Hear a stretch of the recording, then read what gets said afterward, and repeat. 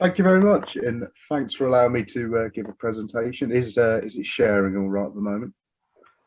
Seems to be, yep. Okay, brilliant. What I thought I would do with this time is talk about some of the Pseudoscorpion's distribution within the UK and what gaps there are currently in their distribution. Because when I started looking into Pseudoscorpions, what really struck me was almost every record I got was something significant, second for the county, first for 50 years in the county, or something like that. And there's so much scope for finding first for the counties close to where a lot of members are. I thought it would be a good idea to speak about some of them and hopefully give some people some sort of targeted searching to see if we can fill in the distribution maps. For the number of records we've got, these are all the records from 1800 to 2020. I'm just going to move my window. There we go. And as you can see, there's some strong areas of recording. Some strong areas of recording within England and Wales. It gets a bit scarcer up towards Scotland, especially on the England-Scotland border, although that could partially be to do with there actually being less pseudoscorpions up there rather than recorder effort, but also less people, so it's hard to tell. I'm not sure what's going on in South Wiltshire. The entire Vice County seems to dislike recording pseudoscorpions, so there is a lot of scope to find valuable records there. Right. I'll be using this sort of format of map for our talk, by the way, highlighting the Vice counties. If anybody was interested in a species and wanted to see a more precise map, I think Gerald Legg has really recently updated the maps on his website, chalifa.com, if you were interested in that. The only species so far where the entire British map is filled in is Neovision carcinoides, the most commonly recorded species in the UK. It has been recorded in every Vice county in Britain as of last year. We put out a plea on Twitter to find a record from South Wiltshire and South Lincolnshire. We found a historic record for South Lincolnshire, and somebody recorded one 100 metres over the border into Wiltshire, just showing that this species is truly found everywhere within Britain, from Shetland to Scilly. So this is a good one to look out for if anybody's struggling to find their first species, mainly in leaf litter. But the second most recorded species is Ichnopoles. Does still have some gaps in the map, especially in Scotland. This species probably has a slightly more southern distribution, hence the lack of records in Scotland. But the fact this species does exist in northern Scotland would really suggest that it probably exists throughout Scotland. I find that there are less pseudoscorpions generally in pine leaf litter compared to deciduous leaf litter, so they would be a little harder to search for in certain areas of Scotland. Of course, there are areas of Scotland without any or with hardly any woodland at all, but this species has a really wide range of habitats, so it's worth looking more or less anywhere for this species. And even though all of England and Wales are bright green, there are of course counties where we may get a record every decade or less often of a species like this, so it is well worth recording any of these. One with some quite glaring omissions is, for an example, is Chromyscoides. It likes oak woodlands, so it makes sense to be distributed with stocks in northern England, although there are of course some oak woodlands northern England and southern Scotland. They don't need ancient oak woodland, they don't need anything really special. Just outside this flat is a little plantation woodland planted up in the 60s, that has this species in. It's highly mobile, it's vertical and flies very commonly, so it will get to pretty much any habitat that it can exist in. No records currently from Warwickshire or Cornwall, so I'd very much recommend looking for this species, especially if you're in those counties. Isle of Wight as well, but there's a bit less woodland there, and Wales is missing quite a lot. So the best way to look for this species particularly is to look under tree bark. I'm sure everybody is sensible enough not to just rip it apart. ancient trees, but the best way I find to minimal damage is to find trees that have been felled and either look under the bark of the fallen log or under the stump of the tree. A lot of places seem to leave a good few feet worth of base of the tree remaining, which is good habitat to look for them. Phonius tenuis. This is a species which clearly should exist in more counties than it's recorded in. This map is slightly out of date because I have recorded it in Northamptonshire now. But they seem to be heading north in terms of their distribution. So if you live in the Midlands or even in some areas of the south of England, there's a lot of scope to find this species. It's mainly leaf litter, but it can exist in a lot of habitats. I personally found them under a brick at a garden centre. It may have been moved around with soil, etc., which is an interesting thing to track in its own right. So yeah, a lot of scope to be finding this in a new area. Dactylifera. This one is always described as an East Coast species, but increasingly it seems that it does occur on the West Coast. This map again should have an extra area up in North Wales highlighted. There have been some records from there.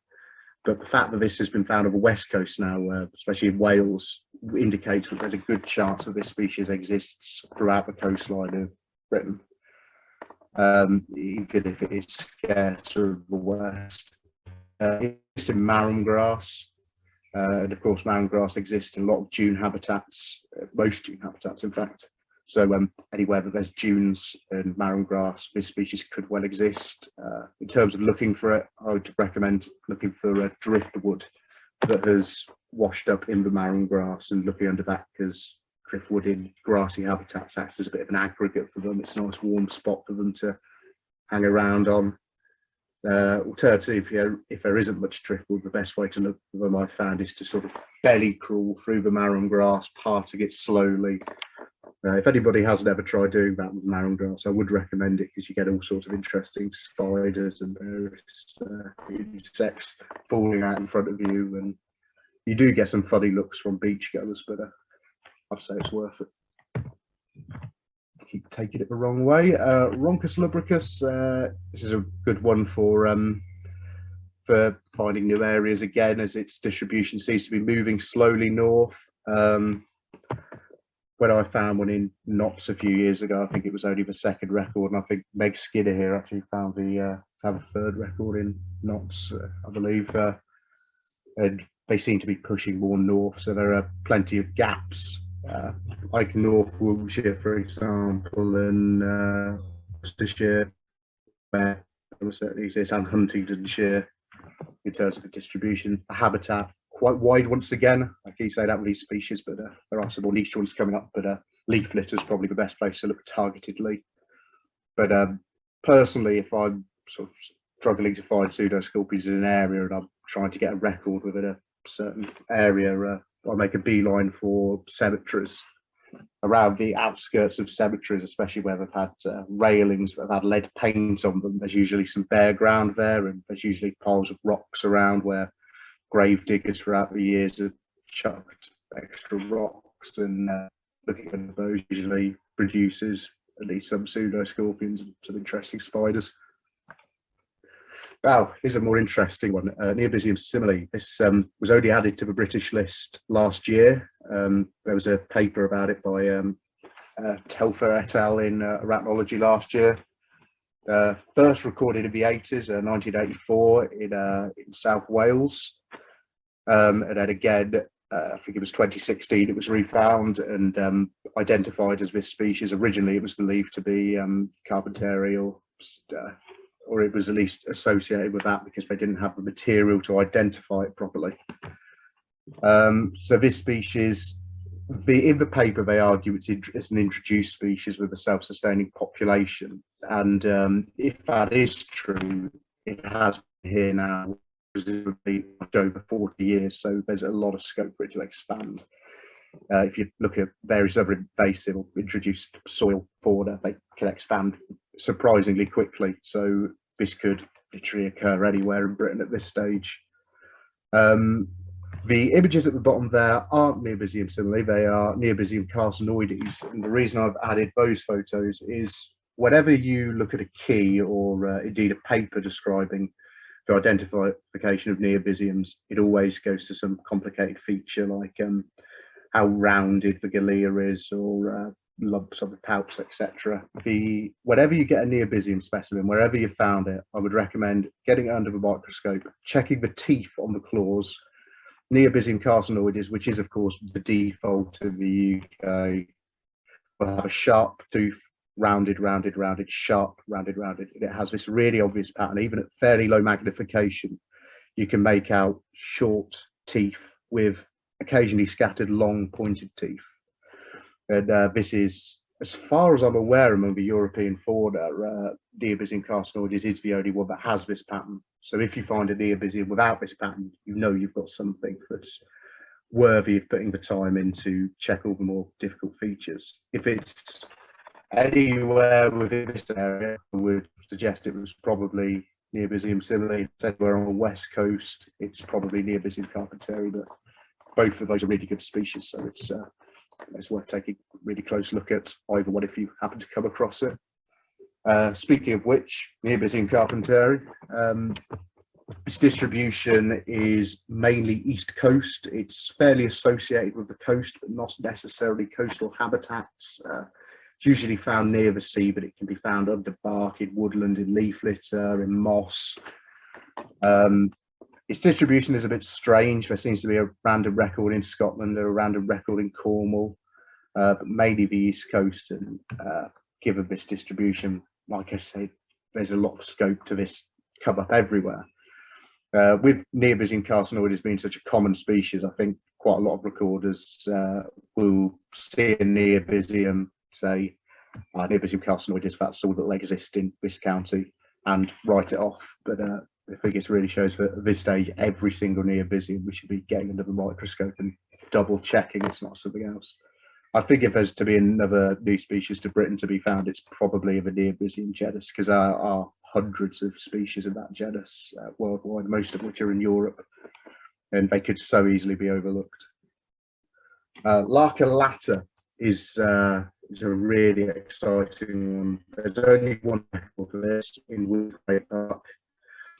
With a species where there's only one record, you might think that perhaps it was introduced, but I don't think that's overly likely. This is a species that is rare wherever it's found. It's widespread throughout Europe, but they are few and far between even there. They have a very specific habitat niche. They like rodent and bird debris from nests inside mature oak trees. So if you happen to find any habitat like that, search it. It could hold very interesting things, even other than pseudoscorpions. But I saw one paper that even described it prefers black redstart nests. So that's probably a bit of a tricky habitat to nail down in the UK. But they very specific habitat niche. If they like mature oak trees and nesting birds, I can't see why this wouldn't exist in sort of the Sherwood region or various other ancient woodland areas. And if it exists in the UK, it must have a greater range than one park in London. So hopefully that's one that we can have a few more spots put on the map. Lampridae nodosus. This is going back to very common species. This is a species which I truly believe should exist in every vice county in Britain, maybe not Orkney and Shetland, that remains to be seen. Highly mobile. It's very often found phoretic on flies. It loves compost heaps, even like modern compost bin barrel type things. You get these in anywhere a fly can get into, this thing will be introduced into. I've found these in just 2-year-old compost heaps. They're that quick to colonize some areas, but if you have a compost heap nearby that's very well settled in. This pot here at the bottom that had, I think, something like 29 individuals in was from one compost heap here at Gibraltar Point, which just shows the density the species can exist. I calculate from the compost heap that was at university that there was somewhere in the range of 4,400 per cubic metre of compost. So a big old compost bin will have thousands and thousands of these things in. On a similar note, I can't actually see which species this is because by sharing screen figures covering it, I assume this is Neovision sabinyi. This is another species very similar to the previous one, so it exists in compost heaps. It'll exist in manure heaps, that sort of thing. So there's no reason it shouldn't exist anywhere where there are gardens and therefore compost debris. And I'm going to assume this is Pseudoscorpiones. Like I said, I've got the top of my screens cut off for some reason. There's loads of counties within England, Wales and Scotland here where this will exist because there are compost heaps. They're very common in compost heaps. So for those three species, I think there must be members here that will have a compost heap in a county that's not highlighted here, which there's a good potential to have a county first in your garden from this. Right, that is the end. I'll ask if anybody has any questions. We have a Facebook page if anybody has any additional questions they think of afterwards, a Twitter page, and feel free to drop me an email. That's Gerald Legg's website there at www.chalifa.com with up-to-date distribution maps and more information. So are there any questions?